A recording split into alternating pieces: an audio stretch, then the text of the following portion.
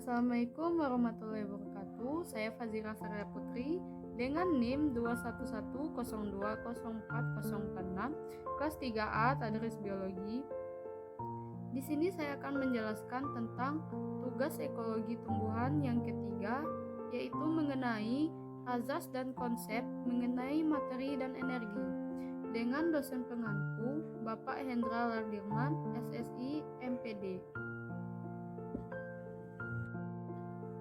Dengan subbab sebagai berikut. Yang pertama, mengenai lingkungan energi. Yang kedua, rantai makanan dan tingkatan tropik. Dan yang ketiga, struktur tropik dan piramida ekologi. Sebelumnya, saya akan menjelaskan tentang pengertian materi dan energi terlebih dahulu. Ekosistem terbentuk dari interaksi antara komponen biotik dan abiotik, serta terjadi aliran materi dan energi di dalamnya. Materi dan energi merupakan sumber alam. Sumber alam adalah segala sesuatu yang diperlukan oleh organisme hidup. Populasi atau ekosistem yang pengadaannya hingga ke tingkat mencukupi atau optimum akan meningkatkan daya pengubahan energi. Materi semula berawal dari sumber alam seperti udara, air, tanah, dan mineral-mineralnya. Sedangkan energi hampir seluruhnya bersumber dari matahari. Materi merupakan bahan baku untuk membuat berbagai alat, seperti besi, timah, aluminium, emas, dan bahan mineral lainnya. Atau ada konsep lain yang menyebutkan bahwa materi merupakan sesuatu pada suatu tempat dan suatu waktu. Perwujudannya adalah berupa benda, seperti batuan, air, udara, pepohonan, dan lain-lain. Secara filsafat, ada 4 unsur utama materi, yaitu api, udara, air, dan tanah. Energi adalah sesuatu yang memberikan kemampuan untuk menjalankan kerja. Selanjutnya, saya akan menjelaskan mengenai lingkungan energi. Pada lapisan teratas atmosfer, besarnya radiasi adalah kurang lebih 2 GCAL cm2 detik. Jumlah ini akan berkurang apabila melewati atmosfer, paling banyak 67% atau 1,34 GCAL, yang dapat mencapai permukaan bumi pada tengah hari di musim panas.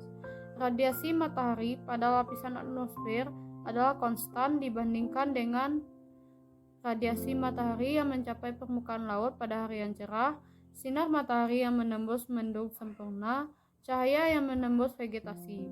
Jadi, radiasi matahari semakin berkurang dan terjadi perubahan spektrum energi bila mana ia melewati awan, air, dan vegetasi. Absorpsi di dalam atmosfer secara luas mengurangi cahaya nampak dan secara tidak beraturan mengurangi radiasi inframerah. Cahaya nampak tersebut sedikit berkurang ketika melewati awan yang tebal dan air, yang berarti bahwa fotosintesis dapat diteruskan pada hari yang berawan dan pada beberapa kedalaman air yang jernih. Vegetasi menyerap gelombang panjang cahaya nampak yang berwarna biru dan merah serta inframerah secara lemah.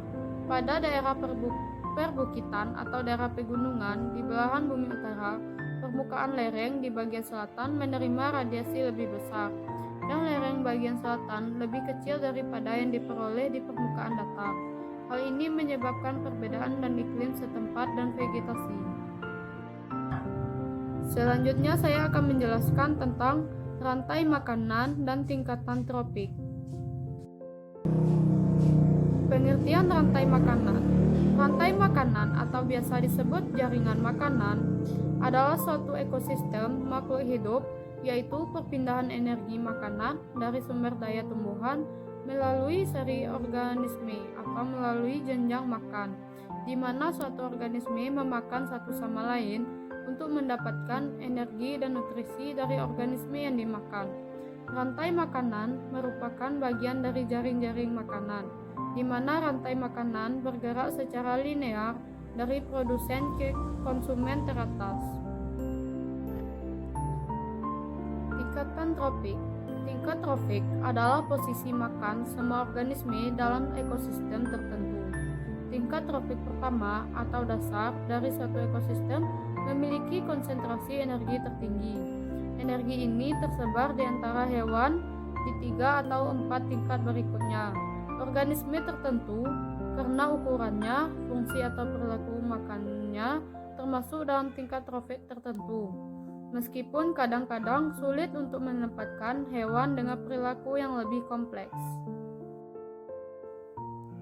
Bagian tingkat tropik pada ekosistem. Yang pertama, produsen primer. Tingkat tropik pertama berisi sebagian besar organisme yang terdiri dari tanaman. Organisme dalam lapisan ini disebut produsen primer karena mereka mendapatkan energi mereka dari sumber abiotik. Produsen yang paling utama mendapatkan energi langsung dari matahari. Produsen primer yang penting bagi keseluruhan rantai makanan karena mereka adalah sumber asli dari energi yang kemudian dilewatkan antara organisme lainnya. Yang kedua, konsumen primer. 3 tingkat trofik berikutnya mengandung organisme yang dikenal sebagai konsumen. Konsumen adalah organisme yang mendapatkan energi dari makan organisme lain. Tingkat kedua berisi organisme yang mendapatkan energi mereka dengan makan produsen primer, dan mereka disebut konsumen primer. Konsumen primer juga disebut herbivora, yang merupakan organisme yang memiliki pola makan yang sepenuhnya rerumputan, yang termasuk organisme ini seperti rusa, kelinci, dan domba. Herbivora termasuk dalam sistem trofik tingkat kedua, disebut konsumen primer. Yang ketiga ada konsumen sekunder. Tingkat trofik ketiga berisi organisme yang disebut konsumen sekunder. Seperti halnya konsumen primer, konsumen sekunder seringkali disebut sebagai karnivora karena mereka makan daging. Dan dalam hal ini mereka makan daging dari konsumen utama dalam tingkat di bawah mereka. Konsumen sekunder termasuk organisme seperti ular, burung, pemakan serangga, dan katak. Yang keempat, ada konsumen tersier. Tingkat keempat mengandung organisme yang disebut konsumen tersier. Spesies yang merupakan konsumen tersier sering disebut sebagai predator puncak karena mereka mengkonsumsi organisme dalam kedua tingkat konsumen di bawah mereka, dan karena mereka sering tidak memiliki predator alami yang memakannya. Konsumen tersier meliputi spesies seperti serigala, singa gunung, dan orcas. Yang kelima, predator puncak. Tingkat trofik kelima adalah level terakhir dalam suatu ekosistem. Ini terdiri dari predator puncak yang memangsa dan memakan karnivora dan herbivora di tingkat keempat. Pemangsa puncak berada di puncak rantai makanan dan tidak memiliki pemangsa sendiri. Mereka memungkinkan setiap tingkat trofik yang berbeda untuk mempertahankan tingkat hewan yang stabil. Singa, buaya, beruang, anakonda, paus pembunuh, dan elang adalah contoh predator puncak umum. Yang keenam ada detritivore. Tingkat trofik terakhir adalah detritivore yang merupakan organisme yang memakan produk limbah dari hewan lain atau bahan organik mati. Organisme di tingkat ini sering dilupakan karena mereka kecil dan jarang terlihat.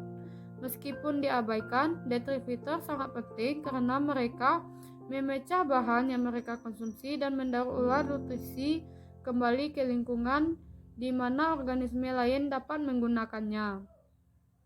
Tanpa detritivore, lapisan vegetasi mati dan bangkai hewan akan menumpuk dan memakan waktu yang sangat lama untuk terurai. Detritivore umum termasuk cacing tanah, lipan, siput, dan berbagai jenis bakteri dan jamur. Berikut adalah contoh gambar tingkatan tropik. Di sini ada tropik 1 sebagai produsen, tropik 2 sebagai konsumen 1, tropik 3 sebagai konsumen 2, dan tropik 4 sebagai konsumen 3. Penjelasan selanjutnya tentang struktur tropik dan piramida ekologi. Fenomena interaksi rantai makanan dan hubungan antara ukuran organisme dengan metabolisme menghasilkan suatu struktur trofik yang khas untuk setiap ekosistem. semakin kecil ukuran suatu organisme, maka semakin besar metabolismenya per gram biomasanya. Dan sebaliknya, semakin besar ukuran tubuh suatu organisme, semakin kecil metabolismenya per gram berat tubuhnya. Struktur trofik dapat diukur dan dinyatakan dalam jumlah energi yang disimpan atau ditambah per satuan luas per satuan waktu pada atas trofik atau biomasa per satuan luas. Struktur trofik dapat digambarkan dalam bentuk diagram yang kemudian dikenal sebagai piramida ekologi.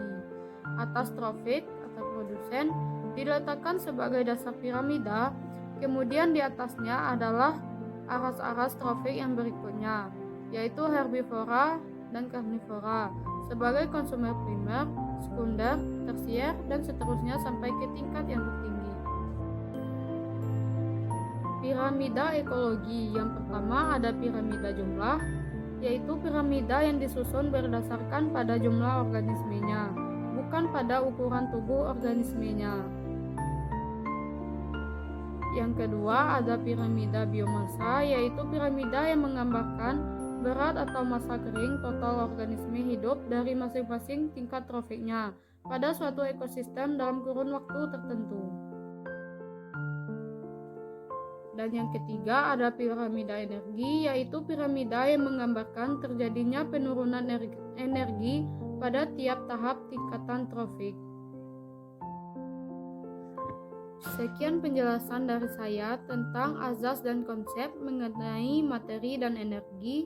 Jika terdapat kekurangan dan kesalahan, saya mohon maaf. Wassalamualaikum warahmatullahi wabarakatuh.